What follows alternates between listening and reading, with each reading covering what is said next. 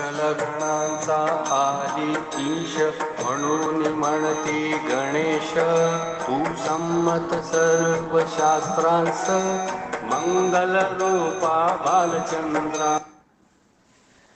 இந்த ஓவியின் பொருளாவது, நீரே எல்லா கணங்களுக்கும் முதல்வனும் தலைவனும் ஆவீர்.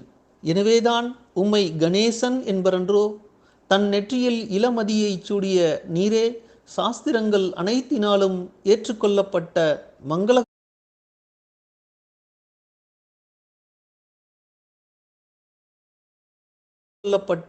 மங்களகரமான வடிவம் உடையவரன்றோ. அதாவது இந்த ஓவியில் தாஸ்கனு மகராஜ் சம்மத சர்வ சாஸ்திராம்ச என்று விநாயக பெருமானை குறிப்பிடுகின்றார். அதாவது விநாயக பெருமான் அனைத்து சமய வழிபாட்டு முறைகளினாலும் ஏற்றுக்கொள்ளப்பட்டவர் என்பதை இது குறிக்கிறது. இதை நாம் ஒரு உதாரணம் மூலம் காணலாம். விநாயகர் சிவகணங்களுக்கே அதிபதி என்பதால் கணபதி, கணேசன், கணநாயகன் என்றெல்லாம் போற்றப்படுகிறார்.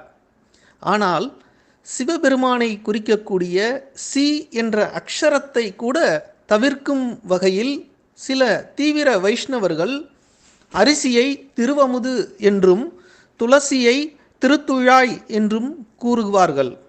அவர்கள் கூட சிவ வடிவான விநாயக பெருமானை தும்பிக்கையாழ்வார் என்று வழிபடுவர்.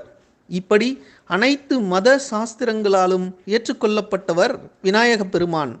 அப்படிப்பட்ட விநாயக பெருமானை மங்கள வடிவானவர் என்று இந்த ஓவியில் குறிப்பிட்டு மங்கள ஆச்சரணம் என்ற மராத்திய வழக்கில் முதல் 2 ஓவிகளில் விநாயக பெருமானை தாஸ்கனு மகராஜ் வழிபடுகின்றார். ஜெய் சாய்ராம்.